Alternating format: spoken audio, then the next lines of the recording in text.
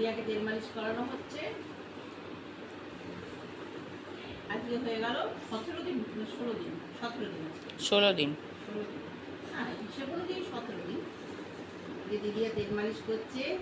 কালকে ডাক্তারবাবু তেল লাগাতে বলেছে, শ্যাম্পু লাগাতে বলেছে সপ্তাহে একদিন, আর সাবানও দিতে বলেছে সপ্তাহে 2 দিন। দিদিয়া তেল মালিশ চলছে আজকে। এই দেখো, এই কোম্পানির তেল, এরই সব কিছু, তেল, সাবান, শ্যাম্পু, সব কিছু আমার দিদিয়ার কালকে দিয়ে দিয়েছে ডাক্তারবাবু। তেল মালিশ হচ্ছে। এটা একটা দিদিয়ার কাছে একটা ভালো মুহূর্ত, অনেক দিনের অপেক্ষার এটা একটা স্বপ্ন, যেটা আমার ছিল, আজ আমার পূর্ণ হলো সেই স্বপ্নটা। যে আমার দিদিয়াকে আমি তেল মাখাবো, চান করাবো। আমার দিদিয়া কবে আসবে, এটা প্রত্যেকটা দিদিয়ার কাছেই স্বপ্ন থাকে। আবার তোমাদেরকে পরে দেখাবো এমন চান করবে, বুঝেছো? ঠিক আছে, এখন গুড মর্নিং বলবো না গুড নাইট বলবো, কোনটা? রাত বাজে 12:30। এই যে ওনার খেলা আরম্ভ হলো,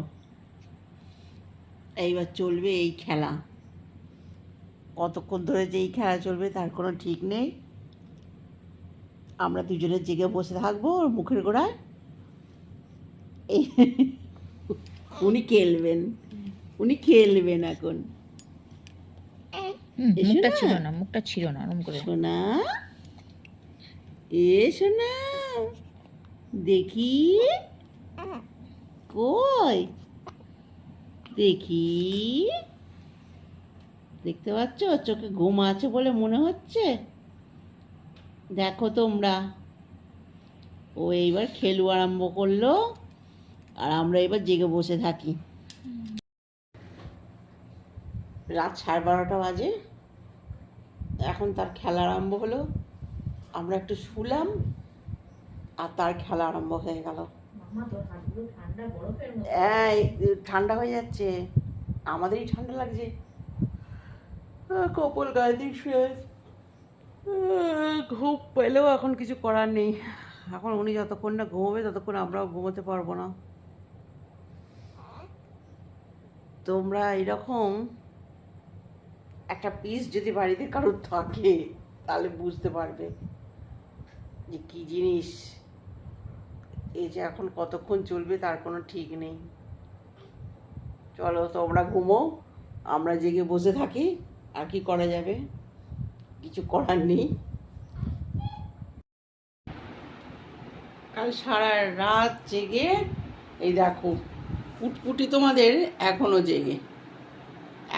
জেগে পুটপুটি। হ্যাঁ, ঘুম আর নেই। মায়ের কাছ থেকে নিয়ে চলে এসেছি মামাইয়ের ঘরে। মামাইয়ের ঘরেও তো ছত্রাকার করে দিয়েছে, সব কিছুই ওর এখন রাজত্ব, সব ঘরেই এখন ওর রাজত্ব। কি করব, কোনো কাজই এখনো হয়নি। একে একটু ঘুম পাড়িয়ে নিই, ওর মা রেগে যাচ্ছে, ঘুমোতে পারেনি কালকে সারা রাত্রির একটু, সেই কারণে মাও রেগে যাচ্ছে, মাথা যন্ত্রণা হচ্ছে। তুমি নিয়ে যাও, আমি এখন নেব না, তুমি নিয়ে যাও। ঠিক আছে তো? পুটপুটি সমানে জেগে আছে, কিছুতে ঘুমোচ্ছে না। হ্যাঁ, তো গুড মর্নিং করে দাও তো শোনা, সবাইকে একটু good morning, good morning, good morning. হ্যাঁ আচ্ছা ঠিক আছে, এইটাই গুড মর্নিং ধরে নাও তোমরা। আজ আমাদের 21 দিনের ষষ্ঠী পুজো আছে। সকালবেলা উঠে স্নান করে নিয়েছি, আর বাচ্চাটাকেও স্নান করিয়ে দিয়েছি, কিন্তু তার মা এখনও ঘুম থেকে ওঠেনি। রাত্রে মাকে এত জ্বালাচ্ছে, শুধু মাকে নয়, সঙ্গে দিদিয়াকেও, একদম ঘুমোতে পারছি না। চলো দেখাই আমার রানীকে কেমন লাগছে দেখতে।